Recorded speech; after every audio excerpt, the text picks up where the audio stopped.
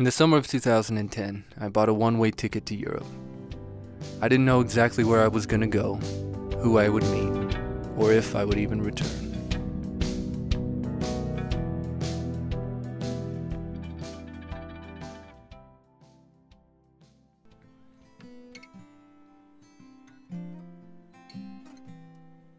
After a brief stay in Berlin, I finally get on a train bound for Amsterdam.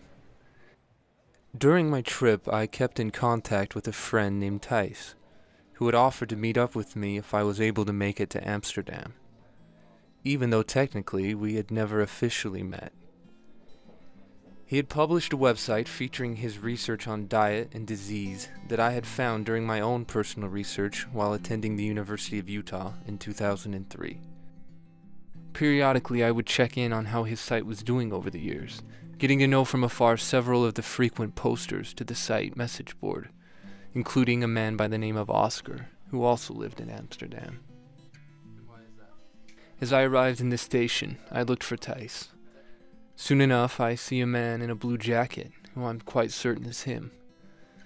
As he looks at me, it seems he also suspects that he has found the right person, and finally I take a stab and ask if he is who he is. We shake hands, and to my surprise, he presents me with a week-paid tram pass, good for the city's train and subway network, and a complete map of Amsterdam, with he and Oscar's apartments marked out.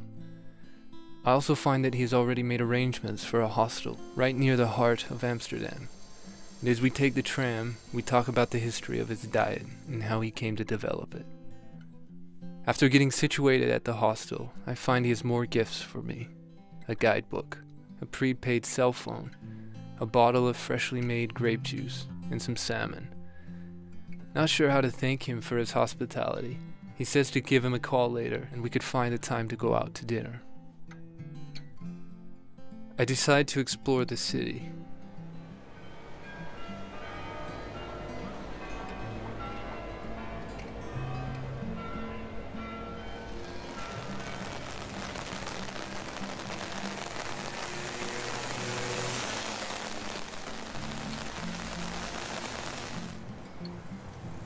After returning to a hostel, I get to know some of the people there a bit, before finally getting to sleep.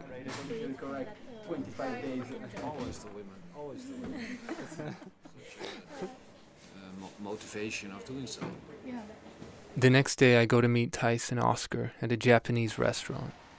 We talk more in depth, and we make plans for me to go visit Thijs at his restaurant the next morning. As I return to the hostel, I'm a bit surprised, as one of the managers offers me a job. Sitting in the common room after talking with her, I find myself in an in-depth conversation with another worker named Annie. Yeah, it's not like let's say I remember stories like from my parents. I read some books. It's a Christian hostel, and the subject of religion is frequently brought up. I think everybody naturally doesn't want to listen to God. Mixed with the ever-changing influx of travelers, working in a hostel proves to be one of the most entertaining experiences of my trip. You hear about it when I fall in love. It would be a big concert by a band from San Jose, California, coming and play. No, yes. I'm going to show you.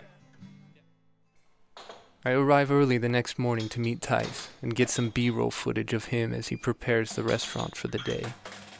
Thijs is a funny man.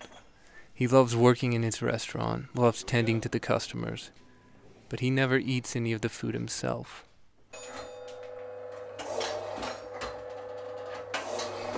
Instead, he prefers to drink his meals. Thijs's diet is based entirely on uncooked foods. Each day he prepares several liters of fresh orange juice, which he takes with him to work. He takes incremental sips throughout the day to keep his blood sugar at a consistent level. Taking a sip with each subtle drop in energy, this enables him to stay continuously alert all day while avoiding any heavy blood sugar spikes. I had found his dietary philosophy fascinating for many years, and in the course of talking with him found material to weave into an eventual documentary on the subject of his diet.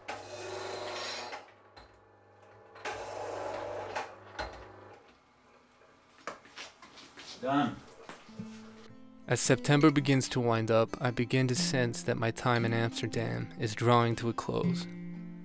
I still wanted to go visit Anna, Louise, and Emily in Strasbourg before it got too late in the year. Knowing that they had school, which kept them very busy, I would have to find a time when their schedules could work with mine.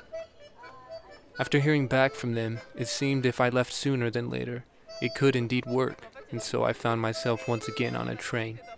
This time, for the first time while in Europe, to visit 3 people I had fully met before. As I arrive at the train station at night, I see them there waiting for me, equipped with a sign and a bag full of apples, in tribute to our time in Italy, and all the apples I ate.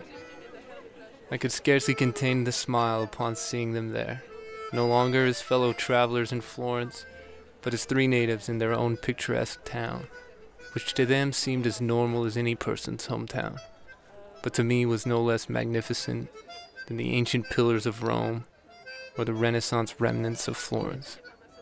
As I began there the last stretch of my trip, I would find myself staying in a flat outside of Strasbourg. The only other place I had wished to go was to Switzerland to visit Alice, the other member of our Siena adventure to the raceways. But knowing I could use it as a legitimate excuse to one day return, it was the perfect place to conclude a summer-long journey into the unpredictable.